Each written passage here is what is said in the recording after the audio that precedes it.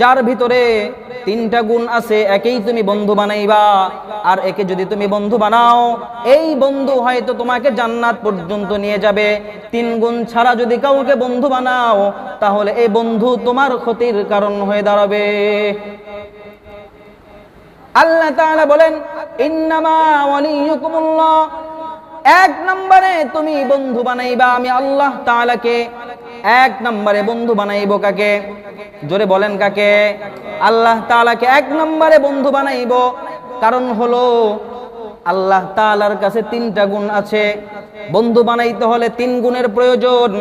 এক নাম্বার গুণ হলো যার কোনো পিছুটান নাই। এক নাম্বার গুণ হলো যার কোনো পিছুটান নাই। বন্ধু বিপদে পড়লে যদি দেখে আমারও বিপদ, যে কেটে পড়বে না, যে পিছু হটবে না, তাকে বন্ধু হিসেবে গ্রহণ করা যায়। আর সারা পৃথিবী ঘুরে দেখলাম এই গুণটা কোনো মানুষের ভিতরে নাই। মানুষ যদি বিপদের আশঙ্কা করে বন্ধুকে বিপদে রেখে পিছনে চলে যায়। শুধুমাত্র আমার আল্লাহ তাআলা এই গুণে গুণান্বিত। বান্দা যত বিপদের মধ্যে পড়ুক, আল্লাহ তাআলাকে যদি আলহামদুলিল্লাহি রাব্বিল আলামিন বলে ডাক দেয়, আল্লাহ তাআলা বান্দার ডাকে সরাসরি জবাব দিয়ে দেয়। এজন্যই তো পয়গম্বর সাল্লাল্লাহু আলাইহি ওয়াসাল্লাম বলতেছেন, উদউনি আস্তাজিব লাকুম।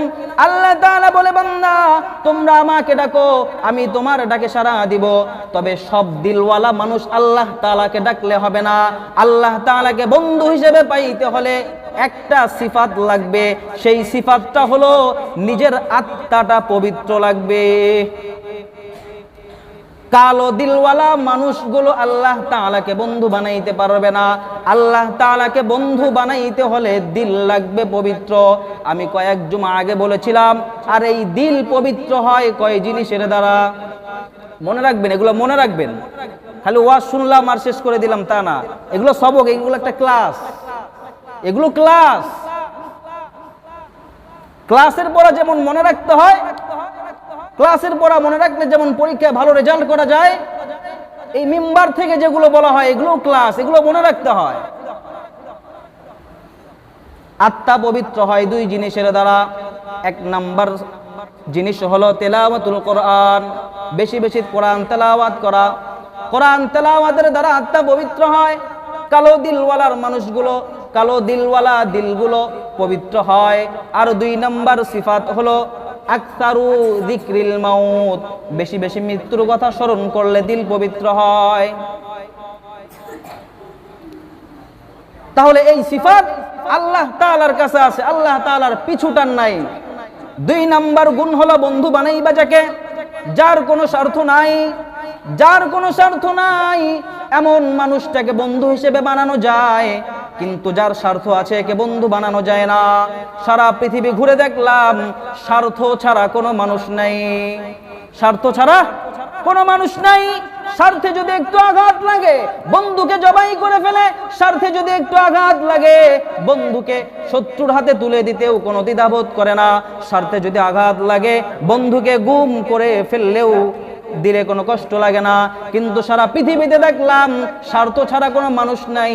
একমাত্র স্বার্থ নাই আমার আল্লাহ তাআলার। এই গুণটা আল্লাহ তাআলার আছে, স্বার্থ আল্লাহ তাআলার নাই।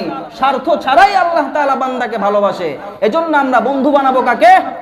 আল্লাহ তাআলাকে।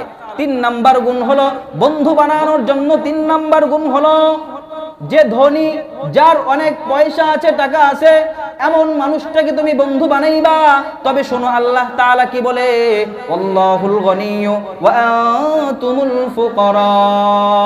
আল্লাহ তাআলা নিজে ঘোষণা দিচ্ছে দুনিয়ার সব হলো ফকির, দুনিয়ার সব হলো মিসকিন, আর আমি আল্লাহ তাআলা হলাম এক নম্বর ধনী। কার কথা? আল্লাহ তাআলার কথা। আল্লাহুল গনিয়্যু ওয়া আনতুমুল ফুকারা। আল্লাহ বলে আমি ধনী, দুনিয়ার সব হলো ফকিরের দল। সুতরাং দুনিয়ার সব যেহেতু ফকির, বন্ধু বানাবো কাকে? আল্লাহ তাআলাকে।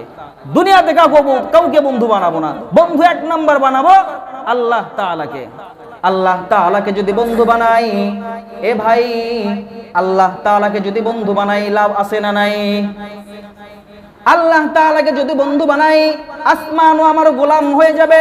আল্লাহ তাআলাকে যদি বন্ধু বানাই, জমিনও আমার গোলামি করবে। আল্লাহ তাআলাকে যদি বন্ধু বানাই, সূর্য আমার গোলামি করবে। আল্লাহ তাআলাকে যদি বন্ধু বানাই, চন্দ্র আমার গোলামি করবে। কারণ হলো আল্লাহ তাআলা সব বানাইছে আমার জন্য, আর আমাকে বানাইছে আল্লাহ তাআলার জন্য। আমি যদি আল্লাহর গোলাম হয়ে যাই, আসমান জমিন নদী নালা পাহাড় পর্বত সব কিছু গোলামি করবে কার? সব গোলামি করবে আমার। এজন্য বন্ধু বানাবো কাকে? আল্লাহ তাআলাকে। এখন তো যুবক